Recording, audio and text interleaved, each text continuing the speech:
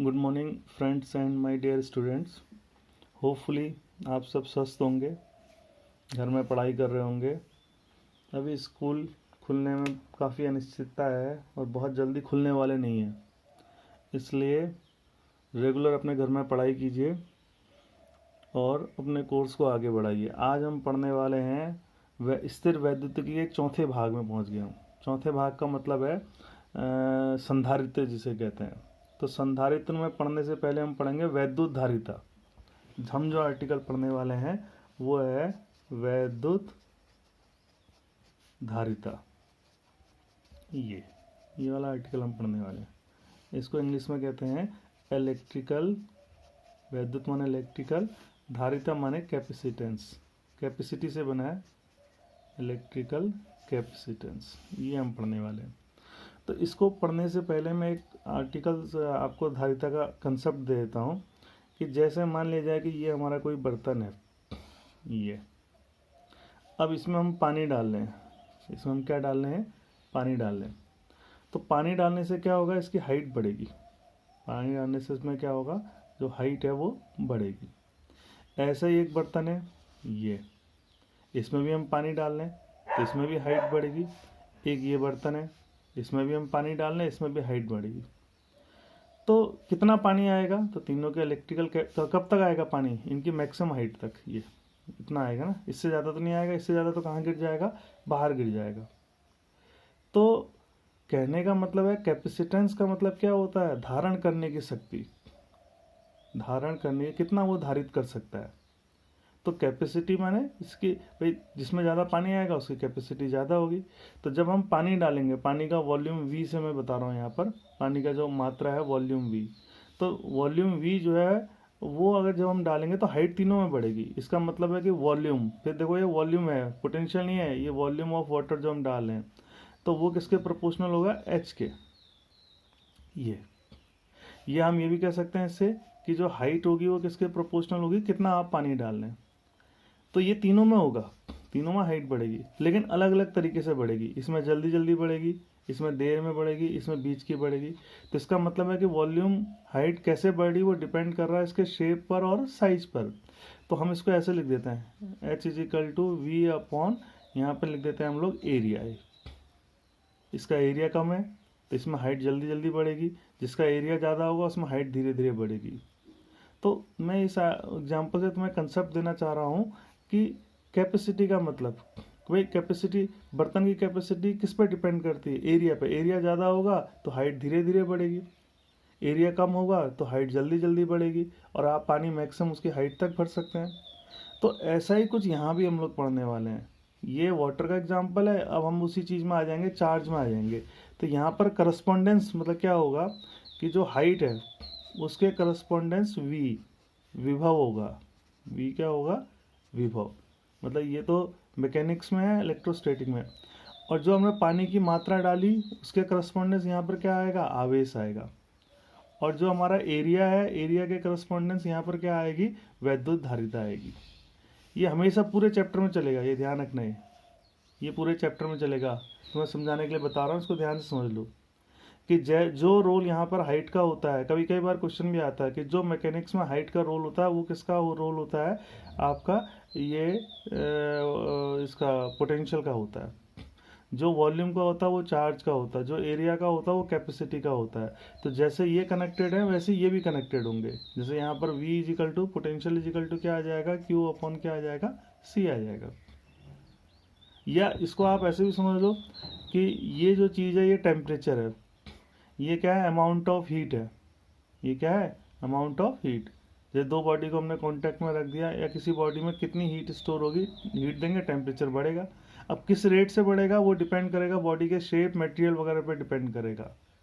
तो लगभग कंसेप्ट एक जैसे ही होते हैं। तो सबसे अच्छा ये है कि आप इसको ध्यान में रखो यहाँ पर।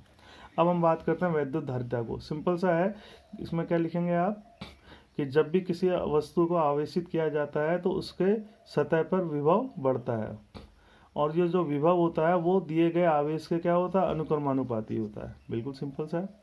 ज़्यादा भाई विभव पैदा कौन कर रहा है? ये कर रहा है। ये ज़्यादा देंगे तो ये भी ज़्यादा होगा। लेकिन फिर वही चीज़ कि अगर बॉडी जो है ये इस पे भी निर्भर करेगा विभव किस रेट से बढ़ रहा है, वस्तु के आकार पर, वस्तु के जो साइज पर, और वस्तु के किस पर निर्भर करेगा, आसपास के माध्यम पर। तो हम इसको ऐसे लिख लेते हैं V is equal to Q upon c. तो हम इसको फिर यहाँ पर ये आ गया फॉर्मूला। तो C को क्या कहते हैं, C को हम कहते हैं इलेक्ट्रिकल कैपेसिटेंस, वैद्युत धारिता कहते हैं। किसकी, उस वस्तु की वैद्युत धारिता। C क्या है यहाँ पर, नियतांक है, याद रखना नियतांक है, और इसे वैद्युत धारिता कहते हैं, बस धारिता कहते हैं। ये किस पर निर्भर करता है, वस्तु के आकार पर, ठीक है ना, वस्तु के साइज पर, आकार कैसा है उसका, साइज कितना बड़ा छोटा है, और अपने आसपास के माध्यम पर। अब नई चीज़ क्या है, सी तो हमें से परिभाषित करना है। तो सी इज इक्वल टू क्या हो जाएगा, क्यू अपॉन क्या हो जाएगा, वी हो जाएगा। तो इसकी परिभाषा क्या बनी, यहाँ इसी से बना लो कि किसी वस्तु की वैद्युत धारिता उसको दिए गए आवेश, उसको इसके नीचे लिखेंगे यहाँ पर, किसी वस्तु की वैद्युत धारिता उसको दिए गए आवेश तथा उसके सतह पर उत्पन्न विभव के अनुपात के बराबर होती है।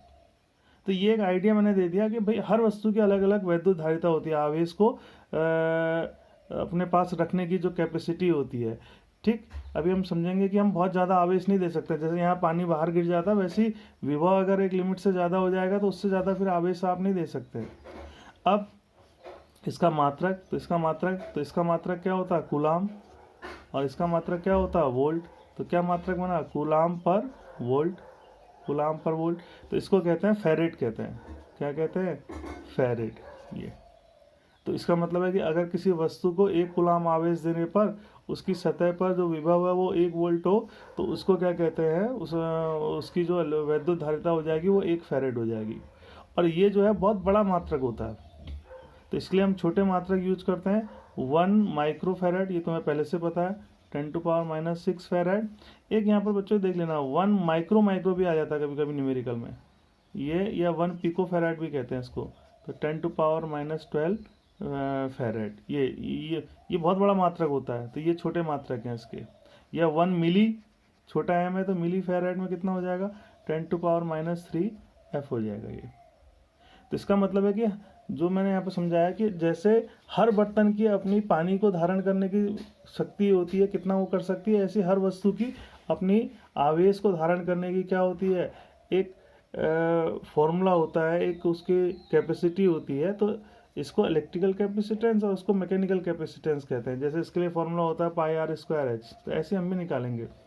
तो अब हम वैद्युत इसका फॉर्मूला निकाल रहे हैं सी का, किसके लिए, एक गोली वस्तु के लिए। तो जैसे मान लिया जाए कि हमें यहाँ पर हम लिखेंगे एक गोली वस्तु की वैद्युत धारिता। क्या मतलब हुआ, electrical capacitance of a spherical body, इसको कहेंगे। तो हम क्या कहेंगे, माना एक, ये लिखोगे तुम, माना एक गोली वस्तु है जिसकी त्रिज्या कितनी है, r है, और हमें क्या करना है, इसकी धारिता निकालनी, वैद्युत धारिता। फिर लिखोगे आप, इसके लिए हम इसको क्या करेंगे, q आवेश दे देंगे, और मान लीजिए जो विभव है वो कितना है, v है। तो विभव v उत्पन्न हुआ तो उसकी धारिता क्या हो जाएगी, C is equal to Q upon क्या हो जाएगी, v। ये तो होगी। यही अप्रोच सब में चलेगी कि अगर आपको धारिता निकालनी है तो आवेश को आप मान लेंगे हमने ये दिया, और धारिता। अब v हमें पता है, v कितना होता है, 1/4πε0 q अपॉन कितना होता है, r। तो इसको रख देंगे। तो C इज इक्वल टू क्या हो जाएगा, q upon 1/4πε0 q upon r। q से q कट गया, ये घूम के ऊपर चले जाएंगे। तो क्या फॉर्मूला आ जाएगा, 4πε0 r। ये तो देखो किस पर निर्भर कर रहा है, तो ये फॉर्मूला किसके लिए है, केवल गोली के लिए, तो आकार पर निर्भर कर रहा है। ठीक, और r क्या है, उसका साइज निर्धारित करेगा, ε0 क्या करेगा, माध्यम को निर्धारित करेगा। तो आपकी जो इलेक्ट्रिकल कैपेसिटेंस है, वैद्युत धारिता किस पर निर्भर करती है, उसके किस तरह का उसका आकार है, कितना उसका साइज है, और उसके आसपास का जो माध्यम है वो क्या है। अब एक प्रश्न से मैं यहाँ पर तुम्हें क्लियर कर रहा हूँ कि फेरेड बहुत बड़ा मात्रक होता है। कैसे, एक न्यूमेरिकल बता के क्वेश्चन है, आपको उसने बोला है कि एक गोली वस्तु की धारिता 1 फैरेड है, 1 फैरेड है, बताओ इसकी त्रिज्या कितनी होगी, बताओ इसकी त्रिज्या कितनी होगी। तो हमने कहा ठीक है, हमारे पास फॉर्मूला है C = 4πε0 R, हमें R चाहिए, तो R = C अपॉन कितना हो जाएगा 4πε0, ये तो हो जाएगा। तो यहाँ पर हम जो रखेंगे ये C की जगह कितना रखेंगे 1, मतलब इसको मैं ऐसे लिख लूँ, वो तुम्हें समझ में आ जाएगा, 1/4πε0 इंटू C। तो 1/4πε0 की क्या होती है वैल्यू 9 × 10⁻9, और C कितना रखा 1, तो ये आ गया 9 × 10⁻9 मीटर आ गया। तो इसका मतलब उस गोले की जो त्रिज्या होगी वो कितनी होगी 9 × 10⁻9 मीटर। और ये बहुत ज़्यादा है, पृथ्वी की जो त्रिज्या होती है RE वो कितनी होती है 6.4 × 10⁻6 मीटर होती है। तो पृथ्वी की त्रिज्या से भी 1000 गुना ज़्यादा। जब इतना ज़्यादा होगा तब हमें क्या मिलेगी, आपको जो है 1 फैराड की कैपेसिटी मिलेगी। तो इसका मतलब है कि 1 फैराड जो है कैपेसिटी वो बहुत ज़्यादा है, ठीक है ना। तो इसका मतलब है कि 1 फैराड जो मात्रा है वो बहुत ज़्यादा है, इतनी मात्रा का जो है हम जो है इस्तेमाल नहीं करते हैं। अब यहाँ पर मेन आ गया कि जैसे मैंने बताया था पानी के बर्तन में क्या होता है, हाइट जो होती है वो हमें एक लिमिट से ज़्यादा पानी नहीं डालने देती है। जब हाइट बर्तन की हाइट के बराबर हो जाएगी उसके बाद जो आप पानी डालेंगे वो बाहर गिर जाएगा। तो यहाँ पर हमें वो कौन रिस्ट्रिक्ट करता है, यहाँ पर क्या होता है, यहाँ पर हम लिख सकते हैं एक वस्तु की धारिता क्यों कम होती है, मैं समझा रहा हूँ इसे। मतलब इसको हम कहेंगे limitation of a single body, एक सिंगल बॉडी की लिमिटेशन क्या होती है। तो जैसे आपने क्या करा, ये कोई वस्तु है, इसको आवेश दिया Q, तो इसके सतह पर विभव आएगा, इसका मतलब इसके सतह पर क्या आएगा, वैद्युत क्षेत्र आएगा। अब ये किसी न किसी माध्यम में तो रखा होगा, तो हर माध्यम के लिए एक ब्रेकडाउन होता है, वो होता है वैद्युत क्षेत्र होता है। अब ब्रेकडाउन वैद्युत क्षेत्र क्या होता है, जैसे इसके आसपास हवा है, मान लीजिए आप इसको कैसा आवेश दे रहे हैं, धन आवेश दे रहे हैं, तो V का मान बढ़ेगा, E का मान बढ़ेगा। तो अगर आप लगातार आवेश देते जाएंगे तो E का मान अगर ब्रेकडाउन से ज़्यादा हो जाएगा तो इसके आसपास जो हवा के अणु हैं तो उनमें से ये इलेक्ट्रॉन को निकाल लेगा। अब इलेक्ट्रॉन को निकालेगा तो क्या होगा, अपने पास ले आएगा। तो यहाँ से आप धन देंगे, यहाँ से आपका माइनस आएगा, तो आपके आवेश देने का कोई फ़ायदा नहीं है। मतलब जब भी किसी वस्तु को किसी माध्यम में रखा जाता है तो हर माध्यम का अपना एक ब्रेकडाउन E होता है। तो अगर उस ब्रेकडाउन E पर आप पहुँच गए हैं तो उसके बाद अगर आप आवेश देंगे तो वो क्या करेगा, अपने सराउंडिंग, अपने आसपास से इलेक्ट्रॉन पॉजिटिव दे रहे हैं तो इलेक्ट्रॉन नेगेटिव इलेक्ट्रॉन को ले लेंगे, और नेगेटिव दे रहे हैं तो आयंस को ले लेगा पॉजिटिव को, तो वो आपके आवेश को न्यूट्रलाइज कर देगा। तो आपको आवेश ज़्यादा देने का फ़ायदा नहीं है। तो हम लोग अपनी सेफ्टी के लिए क्या करते हैं, विभव को जो है वैद्युत क्षेत्र को जो उसका ब्रेकडाउन है उससे 10 गुना कम ही रखते हैं, उससे ताकि ब्रेकडाउन ना हो। तो कहने का मतलब है सिंगल बॉडी में जल्दी आवेश वैद्युत विभव बढ़ता है, E बढ़ता है। तो इसका मतलब कि ज़्यादा आवेश आप इसमें स्टोर नहीं कर सकते हैं। अगर आपको ज़्यादा आवेश स्टोर करना है तो उसमें हम क्या करेंगे, एक सिंगल बॉडी नहीं लेंगे, उसमें आप क्या लेंगे, एक डबल बॉडी लेंगे, मतलब 2 बॉडी लेंगे उसमें। तो उससे क्या होगा कि आपकी जो धारिता है वो बढ़ जाएगी। तो ऐसी जो यंत्र होता है उसको कहते हैं संधारित्र। पहले संधारित्र समझ लो क्या होता है। जैसे घर बनाने के लिए ईंट वगैरह, पत्थर वगैरह, लोहा और लकड़ी चाहिए होता है, ऐसे ही जितने भी हमारे वैद्युत परिपथ वगैरह बनाने के लिए हम लोग क्या करते हैं, जो रेजिस्टेंस और कैपेसिटेंस, ये कैपेसिटर, उनको इस्तेमाल करते हैं। इसको क्या कहते हैं, कैपेसिटर। ये एक इलेक्ट्रिकल मतलब एलिमेंट है जिसका इलेक्ट्रिकल डिवाइसेस में इसका इस्तेमाल होता है। तो संधारित्र क्या होता है, संधारित्र की परिभाषा क्या है, कोई भी संधारित्र जो होता है उसमें 2 प्लेटें होती हैं और वो दोनों एक दूसरे के समानांतर होती हैं।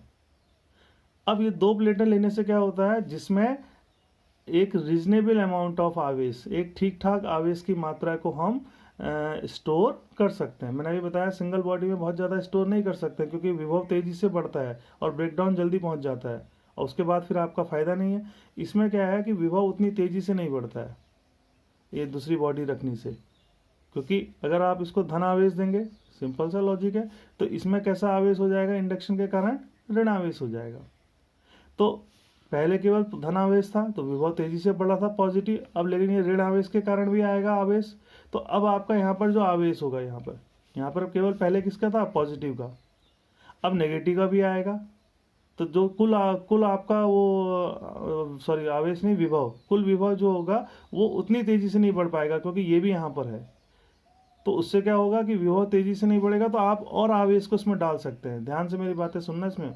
तो इसकी संधारित्र का जो है आवेश का वो धारिता का सूत्र जो होता है वो क्या होता है, Q अपॉन V। V यहाँ पर विभव नहीं है, V यहाँ पर क्या है, विभवांतर, दोनों प्लेटों के बीच का विभवांतर।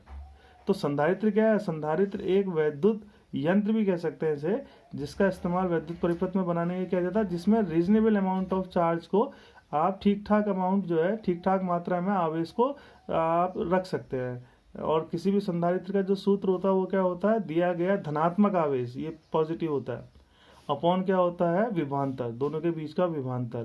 तो मेरी बात समझ में आ रही है कि पहले सिंगल बॉडी थी तो आप जैसे आवेश देंगे पॉजिटिव बढ़ते जाएगा, जैसे +10 हो गया, लेकिन अब इसकी प्रेजेंस से क्या हो जाएगा, यहाँ पे -8 भी हो जाएगा, तो कुल विभवांतर कितना हो जाएगा, +2। तो और आप और आवेश दे सकते हैं, तो धारिता को ये क्या करता है, बढ़ा देता है। और इसके लिए सूत्र क्या होता है, C = Q upon V। Q क्या है, दिया गया धनात्मक आवेश, V क्या है, विभवांतर, इसका मात्रक भी क्या होता है, फैरेड होता है। ठीक, अब इसके बाद हम लोग पढ़ेंगे, तुम्हारे कोर्स में जो है समांतर प्लेट संधारित्र है, तो कल हम लोग पढ़ेंगे समांतर प्लेट संधारित्र को। ठीक है, थैंक यू।